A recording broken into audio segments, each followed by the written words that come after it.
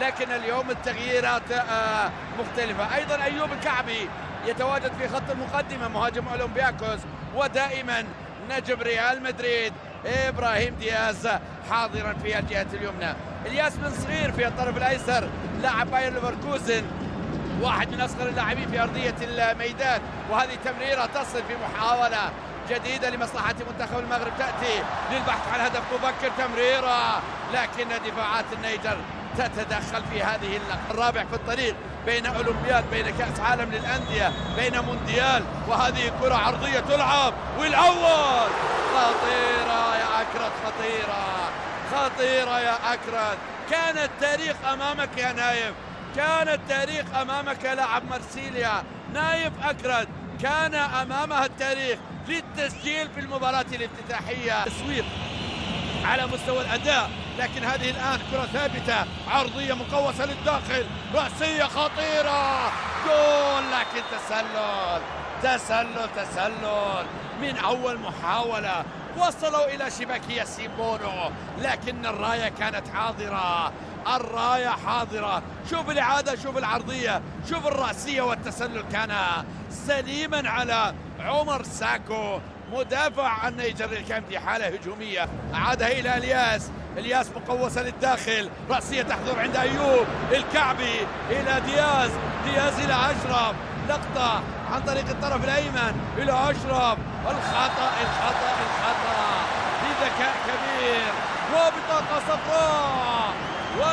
صفراء ثانية للاعب أعتقد لديه بطاقة صفراء أولى، أعتقد عبد اللطيف كوب لاعب ريال مدريد الحالي. وأشرف حكيم تعلم كرة القدم في ريال مدريد، وتسديدة في حائط الصد تنتهي إلى ركني.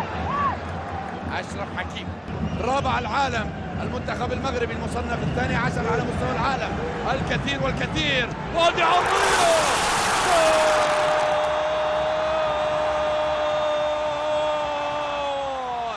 إسماعيل يا إسماعيل سيباري يضع اسمه على لافتة التاريخ، على أول صفحات التاريخ، أول من يسجل في ملعب الأمير مولاي عبد الله بعد الافتتاح الجديد.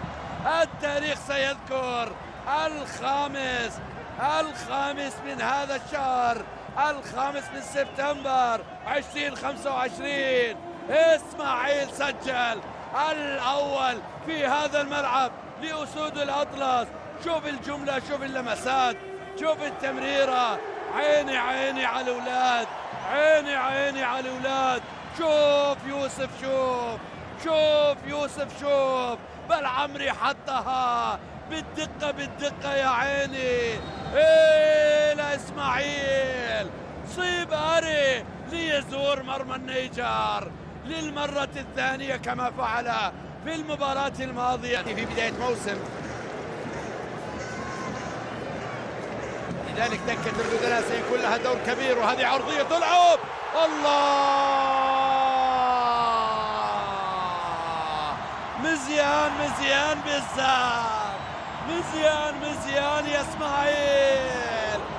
إسماعيل صيباري يسجل الثاني في ليلة تاريخية لإسماعيل، مرة أخرى يزور مرمى النيجر، يسجل الثاني لمصلحة أسود الأطلس.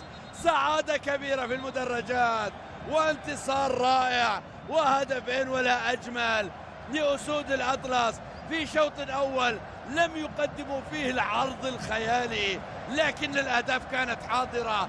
شوف أشرف حكيمي حطها. قيمة اللاعب الكبير، قيمة البلندوري. أشرف حطها لإسماعيل. مونديال 2026 محاولة عرضية جديدة. العرضيات كانت السر، الكرات العرضية كانت السر، وهذه تسديده، الله. وبهذه الأهداف الجميلة من إسماعيل صيباري، لكن حتى الآن لم ينتهي. المزيد ما زال أشرف كان قريب. هذه المرة كان يبحث اللاعب الذي تمنى وما زال يتمنى بأن يحقق.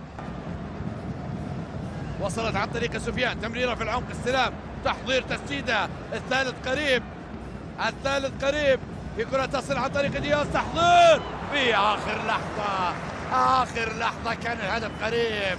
الظهير الأيسر يقوم بأدوار المهاجم يوسف بلعمري بعد أن صنع الأول، كان قريب من استقبال تمريرة خيالية من إبراهيم دياز، لكنها أخيرة في الشوط الأول تلعب عرضية عالية وتدخل مامادو لركنية أخرى من الجهة المقابلة في كرة طالت مغربي الحاضرة. وهذه عرضية تلعب في مكان، لكن مامادو اختبر كثيرا، وهذه تسديده. الله الله الله، فورمة عالية يا يوسف، فورمة عالية لبلعمري، صنع الأول وعنده رغبة كبيرة في التسجيل. الأظهرة في منتخب المغرب تقول احتياطي.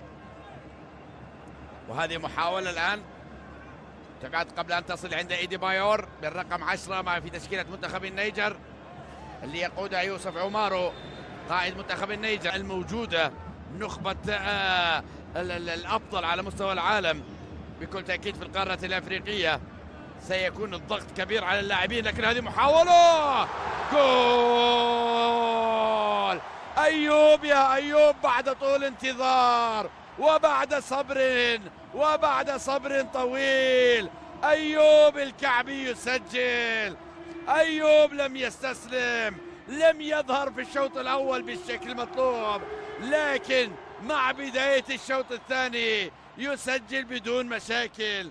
يسجل أيوب الثالث، الهدف الثالث يسجل ليطمئن المنتخب المغربي على النقاط الثلاث في مباراة أصبحت الآن احتفالية بالتأهل إلى المونديال. في مرمى النيجر سجل الأول والثاني من الكرات العرضية، وجاء الثالث بنفس الطريقة من مسافة أقرب، لكنه عن طريق نفس اللاعب يوسف بلعمري اللي يقدم مباراة غير عادية ويصنع الأهداف. وهذا الثالث يأتي من أيوب بعد طول انتظار وبعد صبر أيوب لم ينفذ، لذلك أخرى من جانب المدرب وليد الركراكي. لكن هذه المحاولة الآن تصل عن طريق إسماعيل سباري، عادت مرة أخرى إلى إسماعيل، التحضير، أشرف حكيمي عنده رغبة كبيرة، حكيمي عنده إصرار كبير من الشوط الأول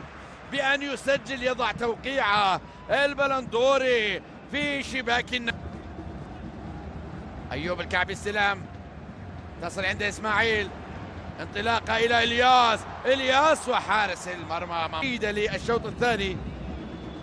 كانوا يبحثون عن تقليص الفارق، لكن الأمور الآن أصبحت أصعب، وهذه محاولة وحالة تسلل كانت واضحة. انتصار أيضا بالأمس وتألق كبير لعربي أفريقيا في انتظار التأهل الرسمي. وهذه محاولة تسديدة عند مامادو. 9 منتخبات البدلاء، لكن بعد هذه الهجمة الكرة تصل عن طريق أشرف حكيمي في محاولة عرضية رائعة، وأيوب تابعها لكنها مبعدة من الدفاع. وحديث بين المدرب ومساعدة، لكن هذا تمريره، الله الله الله، حالة تسلل وحسرة كبيرة على إضاعة هذه اللقطة الخطيرة من أيوب الكعبي اللي كان يبحث عن هدف الرابع لمنتخب بلاده. التسلل كان موجود يا أيوب، كان موجود يا أيوب، لكن اللعبة كانت رائعة بنفس الأسماء. إذن أيضا علي محمد يغادر أرضية الميدان في هذا التبديل. وهذه تمريرة إسماعيل وحارس المرمى في المكان المناسب. كرة أبعدت، أصبحت مرتدة، لكن المهاجم الوحيد قصيرة ياسين بونو في المكان المناسب. في تمريرة صناعة من الحارس للحارس، كاد ياسين أن يصنع الهدف الرابع، لكن دخل من خلالها بلال الخنوس. ما زال أناحي أيضا موجود في دكة البدلاء. عرضية تلعب على القائم الثاني عالية ورأسية، والرابع بالرؤوس يا حمزة، بالرؤوس في أول لمسة. حمزة إكمان يكمل ما بدأه البقية، ما بدأه إسماعيل وأيوب يكمله حمزة إكمان ويسجل في هدف جاء بالرؤوس من نايف أكراد، وضعها على رأس زميله حمزة إكمان ليسجل من أول لمسة. أول لمسة الرابع يأتي لمنتخب أسود الأطلس، لمنتخب المغرب. شوف الراسية، شوف وضعها، حطها أمام حمزة في الشباك. الرابع يأتي عن طريق البديل حمزة إكمان ليكمل ما بدأه إسماعيل وأيوب الكعبي ويسجل الهدف الرابع. مع وجود عدد رهيب من النجوم في التشكيلة الأساسية والاحتياطية، وهذه الكرة المرتدة السريعة مع المساحات، حمزة طمع فيها. حمزة كان طماع حمزة في مباراة أصبحت احتفالية مع الوصول ل20 دقيقة الأخيرة.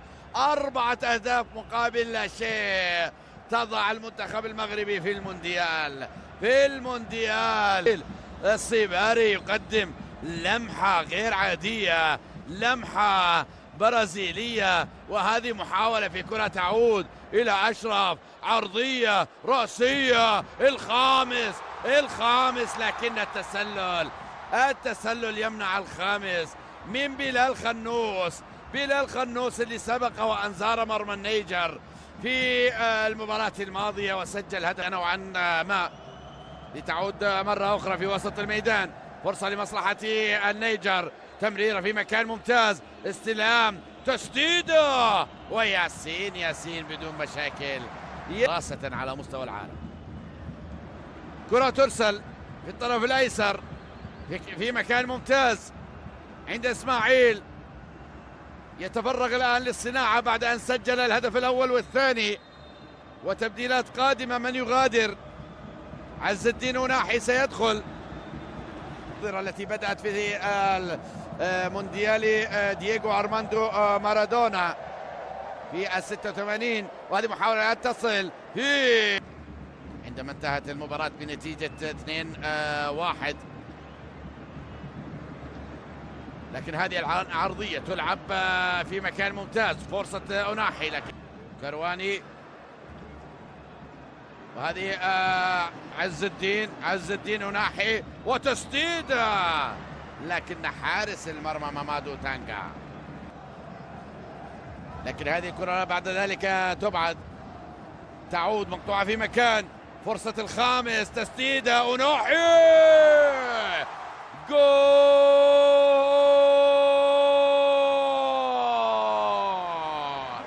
عز الدين أوناحي يسجل 5 على أسود الأطلس. الله الله الله، خماسية في مرمى النيجر تنقل أسود الأطلس للمونديال. 5 أهداف رائعة، والأروع يأتي عن طريق عز الدين أوناحي.